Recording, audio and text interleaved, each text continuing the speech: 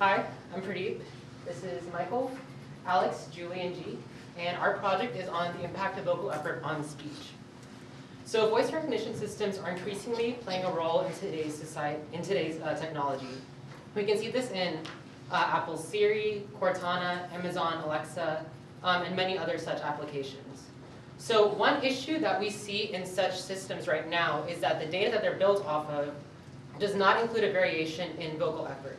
Vocal effort is the way that humans change their voices to react to different situations. So for example, if someone's walking further away from me, I'm going to elevate my voice, maybe articulate more than I normally would. Or if I'm in a really loud environment, I'm going to talk differently than I normally would.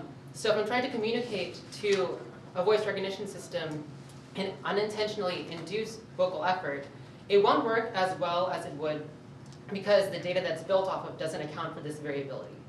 So our goal in this project is to devise a method to determine whether an audio file has vocal effort or not. We plan to get audio samples from actual UTD students, transcribe that data, and use a software called Prot to do data analysis and eventually build our model. Specifically, we will look at things like the formants, the fundamental frequencies, the pitch patterns, the intensity, things like that. So here you can see 4 plots in the bottom right corner. The top 2 are from an audio sample with neutral speech, and the bottom 2 show plots based off the same audio sample, like we said, the same thing, but with vocal effort, we whispered.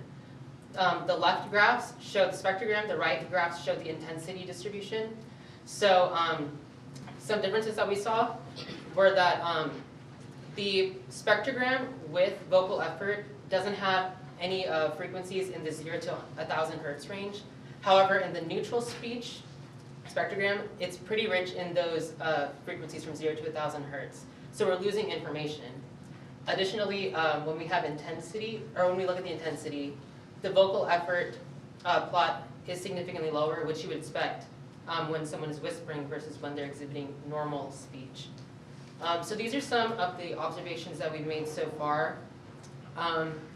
We just got approval from the Institutional Review Board here at UTD to go forth and collect actual data on participants.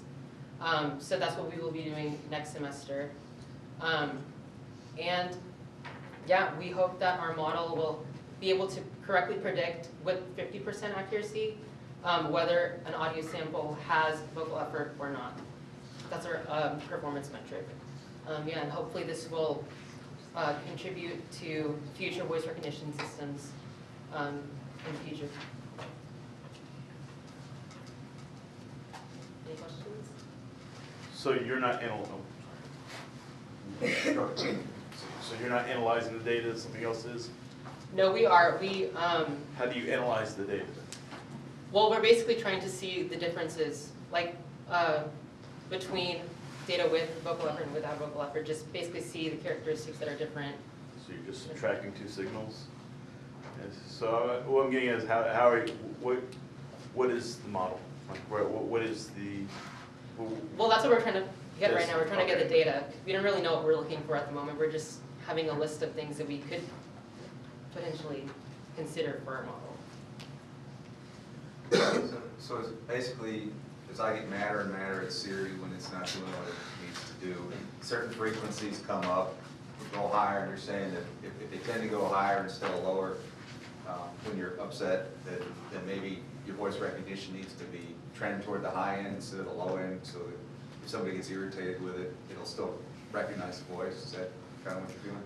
Essentially. Yeah, and frustration is something that hasn't really been quantitatively studied in the past. It's difficult to quantify.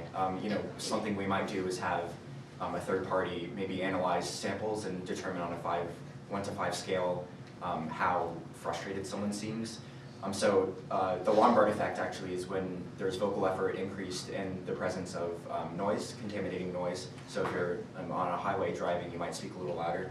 And so the Lombard effect is something that has, a reasonable unit that we can look at and determine, the influence of it. We can see, what decibel ratings are around the user.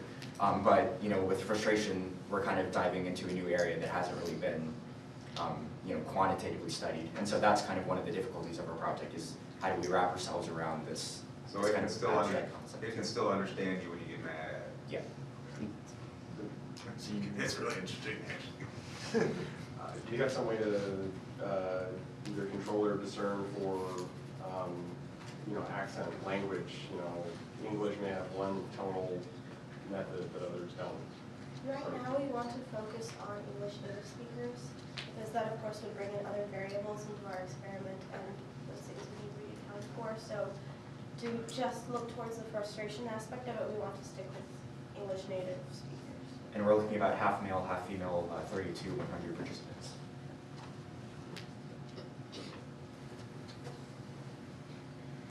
All right, let's thank the team.